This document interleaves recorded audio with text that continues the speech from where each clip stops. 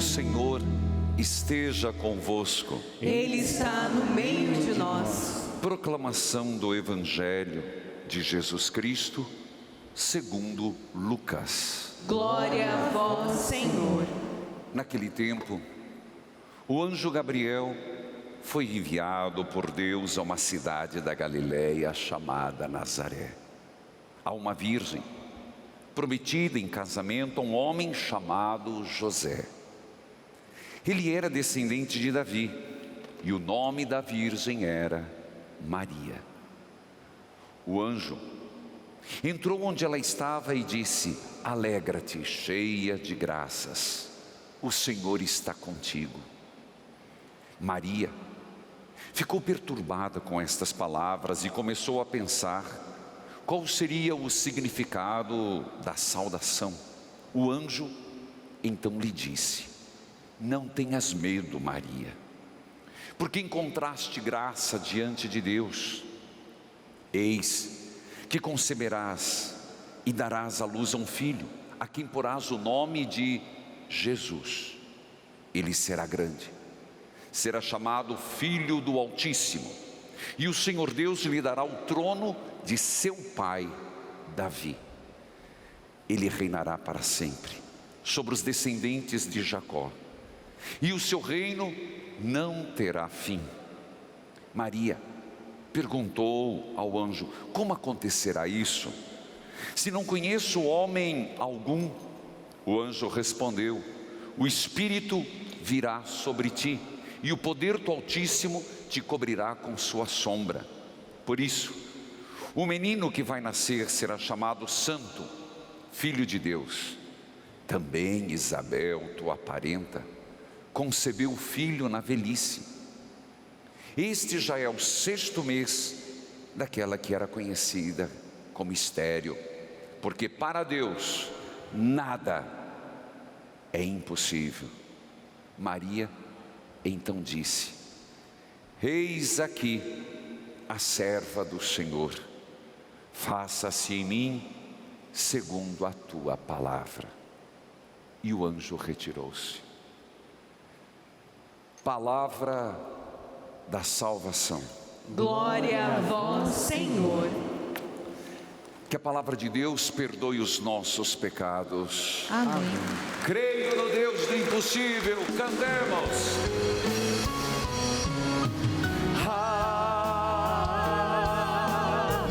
Creio no Deus do impossível, pois tudo pode, Senhor. Sei que teu poder é infinito, Senhor. Sou ovelha machucada, tua obra inacabada. Canta junto. Creio no Deus do impossível, pois tudo pode, Senhor. Clamo, cura minha alma e alivia essa dor. Em ti eu creio e espero, Senhor. Filhos queridos, 4º domingo do Advento, e nos é marcada com uma forte esperança, contemplando os mistérios da encarnação, no Evangelho da Anunciação. Como diz a própria oração do dia, a oração proposta na primeira oração feita, contemplando os mistérios da Anunciação e Encarnação, nós podemos chegar à redenção do Cristo. E é esse o objetivo. Nosso olhar, claro que a maior festa nossa é a Páscoa, paixão, morte e ressurreição, mas tudo tem uma origem, e a origem se celebra no Natal. Por isso o 4º domingo nos faz lembrar as promessas de Deus. E eu começo a homilia pela segunda leitura, caso geralmente nunca faço isso. Mas a segunda leitura, que é um trechinho pequeno, um dos últimas linhas da carta de São Paulo aos Romanos, ele diz algo que faz nos abrir a mente. Diz ele: agora os mistérios de Deus foram manifestados. Não está falando aqui de mistério, algo incompreensível, ou mistério como se fosse algo fechado em si mesmo, não. A palavra mistério para Paulo significa os planos de Deus, o pensar de Deus se manifesta. Começou lá na criação, foi de alguma forma aventado, alertado pelos profetas, mas filhos, o céu se rasga, o plano de Deus se manifesta na encarnação. O que antes era velado, o que antes era intuitivo, o que antes era uma profecia, agora é uma realidade. Deus se faz carne no seio da Virgem Maria.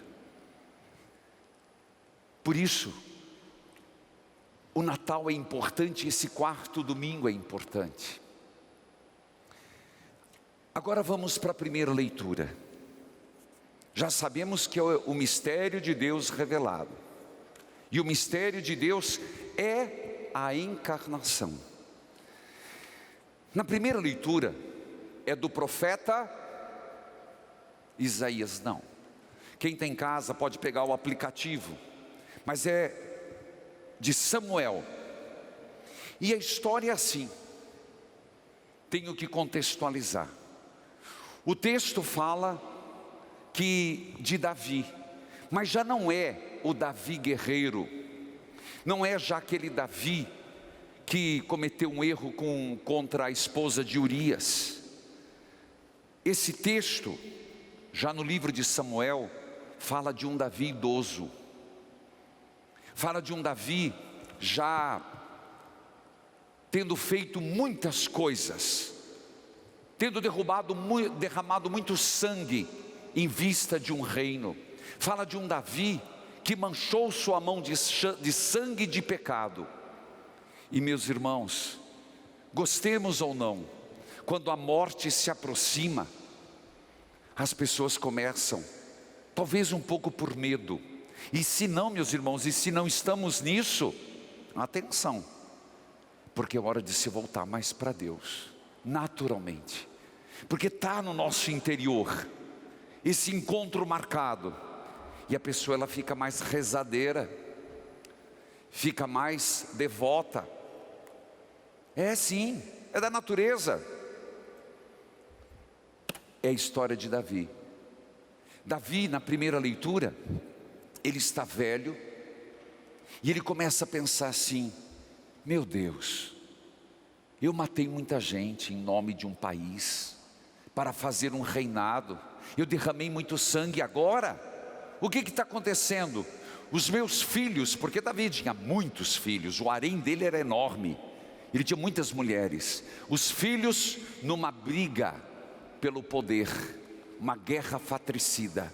Ah, meus irmãos, e a pergunta vem: que adiantou tudo isso? O meu reino será destruído, não tenho descendente, eu vou me redimir, vou construir um templo para Deus, vou me redimir, vou construir a casa de Deus. Natã vai lá, e um segundo ponto, o profeta, o texto não tem receio de mostrar que o profeta se corrige. O profeta não é dono da sua palavra. Quando ele não busca em Deus a palavra, ele comete o erro de errar, comete o erro, ele erra. Por isso que Natã aceita o que Davi quer fazer. À noite Deus fala: Natã, não, eu não quero da mão de um sanguinário, eu não quero de alguém que matou para estar com a esposa do outro, eu não quero esse templo para mim, eu não quero esse templo. É impressionante, porque a ideia de Davi era um templo fabuloso. Quem acabou fazendo foi seu filho Salomão, que por sinal não era o filho legítimo, era filho da esposa de Urias. Salomão faz um templo, mas a primeira leitura nos deixa essa imagem, um templo grandioso, um templo enorme, um templo cheio de pedras, que até chegou no tempo de Jesus, o segundo templo. Foi destruído e depois foi reconstruído por Herodes o Grande, no 42 a.C. Meus irmãos, de repente, diante de tudo isso, Natan diz: Davi, não, você não vai construir. Isso foi uma purificação para Davi, para mostrar que os planos são de Deus, e não é o homem que faz os planos de Deus, é Deus que faz. Deus refuta o presente, Deus não quer, não é esse o templo que Ele quer, não é essa morada que Ele quer. Mas é verdade, e aqui não é uma promessa só para acalentar, ou para dar um refrigério para um rei moribundo, não. Natan, em nome de Deus, diz: fica calmo, Davi, você não vai construir o templo, mas o seu reino não ruirá, não será destruído. Fique tranquilo, a mão de Deus estará sobre o novo rei, como esteve com Salomão. Ora, mas aconteceu um fato. O fato foi que os descendentes puros de Davi foram exterminados na Babilônia. E cadê a promessa? Teria Deus falhado? Teria Deus não cumprido? Natan mentiu para Davi? Só então eles percebem que o Messias é a descendência de Davi. E nós, como igreja, entendemos que o reino, o templo, é Jesus Cristo. Por isso, se a primeira leitura fala de um grande templo, enorme, o Evangelho fala onde Deus escolheu. Deus escolheu um templo pequeno, um templo humilde, um templo puro, um templo singelo, o ventre de Maria. Aí nasce o rebento de Davi. É uma contradição. Como é contraditório o nosso mundo. Os planos, o pensar de Deus não é o nosso pensar.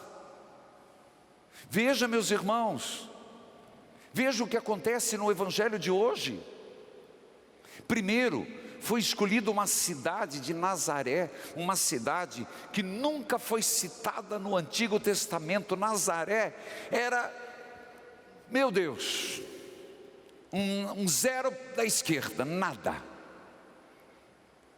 Depois escolhido uma virgem, uma pobrezinha. Um Deus que não quer o templo cheio de pedras, mas escolhe o ventre de uma mulher. Isso é algo que muda toda a forma de pensar. Por isso que nós não usamos para a igreja o termo templo, porque Deus não quer templo. A igreja é o povo de Deus. A igreja, nós falamos toda vez: o Senhor esteja convosco. Você não fala que está nas paredes, você não fala que está voando. A nossa fé cristã católica, ela fala: Ele está no meio de nós. Não é isso? Porque Deus escolheu o ventre de Maria para nascer. O templo de Deus somos nós. Por isso não usamos a palavra templo, nós usamos a palavra igreja, eclésia, que não é construção, não é tijolo, é povo de Deus. Por isso, não é da nossa, fazer o templo de Salomão, isso não é da nossa fé. O templo de Nunão, você entende o que eu estou falando? Ele está no meio de nós. Por isso, foi mandado o anjo à Virgem Maria. Hoje não é uma festa mariana.